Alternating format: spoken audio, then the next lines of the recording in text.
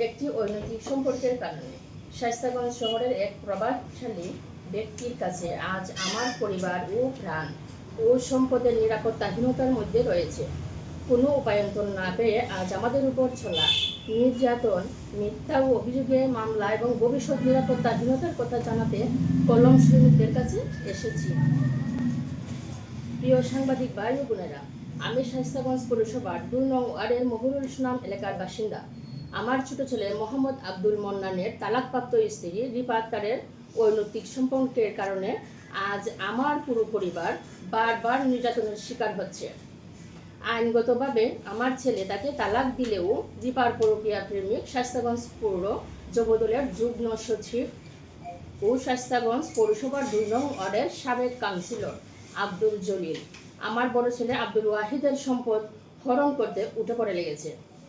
তার নেতৃত্বে ২ বার আমাদের পরিবারের উপর হামলা হয়।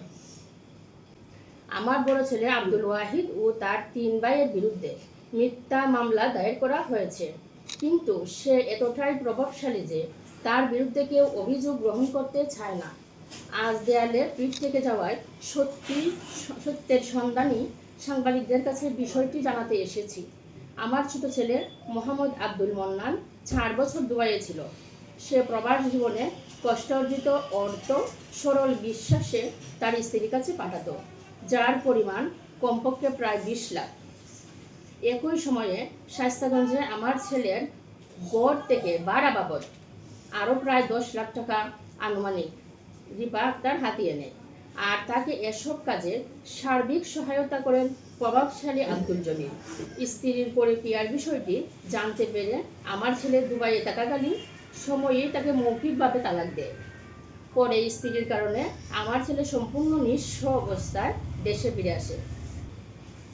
গত ১১ই ফেব্রুয়ারি আমার ছেলে নুখারি পাবলিকের মাধ্যমে রিফা আক্তারকে আইনগতভাবে তালাক প্রদান করে।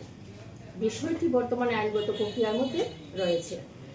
আমার ছোট ছেলেকে নিঃস্ব করার পর এখন আমার বড় ছেলে আব্দুল ওয়াহিদের কাছ থেকে বিশাল অঙ্কের টাকা ও মন্নানের বসত ভিটা হাতিয়ে নেওয়ার জন্য উঠে পড়ে লেগেছেন আব্দুল জলিল। জুডিশিয়াল ম্যাজিস্ট্রেট আদালতে রিফা আক্তারের দায়ের করা মামলায় গত ২০ জুলাই হাজিরা দিয়ে আমার বড় ছেলে আব্দুল ওয়াহিদ ও তার ৩ ভাই বাড়িতে ফিরলে আব্দুল জলিলের নেতৃত্বে তার লোকজন এবং রিফা আক্তারের বোন শিফা আক্তার, তার স্বামী জাহাঙ্গীর ও শ্বশুর আরফান আলী সহ কয়েকজন আত্মীয় স্বজন মিলে আমাদের উপর মারাত্মক হামলা চালায়। ৬০ বছর যাবৎ বিদেশ থাকা খালি তার কষ্ট অর্জিত সমস্ত টাকা পয়সা তার বউয়ের কাছে দিছে। সে প্রবাস থাকাকালীন সময়ে আব্দুল জলিলের সাথে সম্পর্কে জড়ায়। তার অবৈধ সম্পর্কের জের ধরে তাদের মধ্যে বিবাহ বিচ্ছেদ ঘটে এবং বিবাহ বিচ্ছেদের পরে এখন ২ বার আমাদের উপর হামলা হয়।